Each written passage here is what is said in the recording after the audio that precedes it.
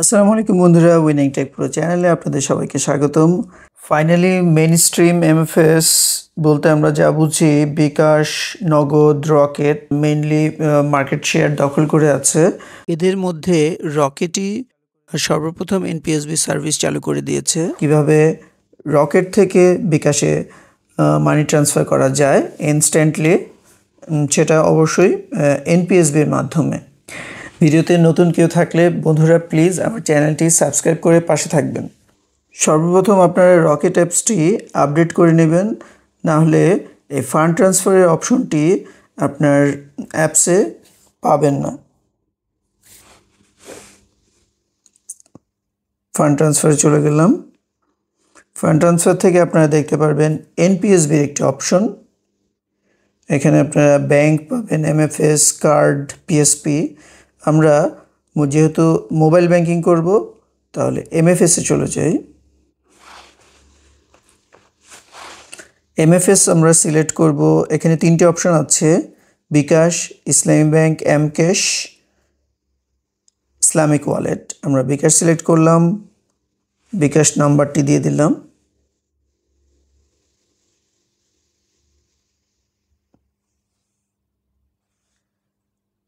রেফারেন্সে আমি রকেট লিখে দিলাম। ইন্ডিভিজুয়াল ট্রানজ্যাকশন লিমিট সর্বনিম্ন 25 টাকা এবং সর্বোচ্চ 25,000 টাকা। একদিনে সর্বমোট 50,000 টাকা ট্রানজ্যাকশন করতে পারবেন। মাসে 3 লক্ষ টাকা ট্রানজ্যাকশন করতে পারবেন এমএফএস টু এমএফএস। দেন নেক্সটে দিলাম। দেখুন from account Rocket to account bKash number, reference number Rocket to MFS name, কোন এমএফএসে পাঠাচ্ছেন সেটা দেখাচ্ছে।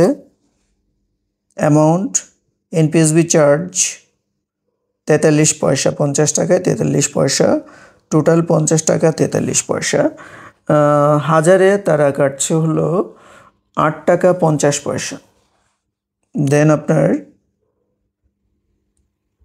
পিনটি দিয়ে ট্যাপ অ্যান্ড হোল্ড করে রাখবেন কনফার্ম করার জন্য।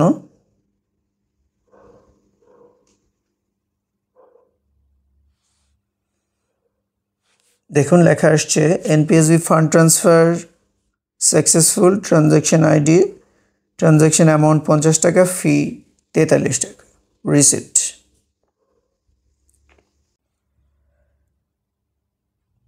ট্রানজ্যাকশন সাকসেসফুল হওয়ার পর আপনি চাইলে আপনার মিনি স্টেটমেন্টটি দেখে নিতে পারেন। 43 পয়সা চার্জ আর 50 টাকার ট্রান্সফার। এখান থেকে আপনারা মানি রিসিপ্টটা দেখতে পারেন,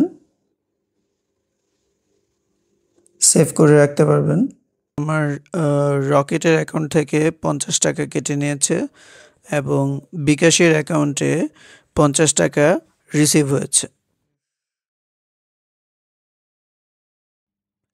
বাংলাদেশ ব্যাংক ক্যাশলেস সোসাইটি করার জন্য এই ইন্টারঅপারেবিলিটি সার্ভিসটি চালু করেছে। এক্ষেত্রে বড় বাধা হয়ে দাঁড়াবে চার্জের বিষয়টি। আমার রিকোয়েস্ট থাকবে সকল স্টেক হোল্ডারদের প্রতি এই চার্জের বিষয়টি রিকনসিডার করার জন্য। আর আমার বন্ধুদের প্রতি পরামর্শ থাকবে, যারা বেশি ক্যাশ আউট করতে চান তারা সরাসরি এমএফএস থেকে ক্যাশ আউট না করে আপনাদের যদি ব্যাঙ্ক অ্যাকাউন্ট থাকে তাহলে ব্যাঙ্ক অ্যাকাউন্টে টাকা ট্রান্সফার করে দেন এটিএম বুথ থেকে টাকা উত্তোলন করার জন্য। তাহলে আপনার এমএফএসগুলোতে নর্মালি 15 থেকে 18 টাকা হাজারে চার্জ কাটে। সেক্ষেত্রে আপনার নিজস্ব ব্যাঙ্ক বুথ থেকে টাকা উঠালে কোনো টাকাই কাটবে না। আলটিমেটলি আপনার জেনারেল ক্যাশ আউট চার্জ থেকে ক্যাশ আউট চার্জ অর্ধেকে নেমে আসবে এভাবে টাকা উত্তোলন করলে। বন্ধুরা, আপনাদের বিবেচনায় এমএফএস টু এমএফএস বা এমএফএস টু ব্যাংক হাজারে কত টাকা চার্জ হওয়া উচিত কমেন্টে জানাবেন। ভিডিওটি ভালো লাগলে প্লিজ চ্যানেলটি সাবস্ক্রাইব করে পাশে থাকবেন। আল্লাহ হাফেজ।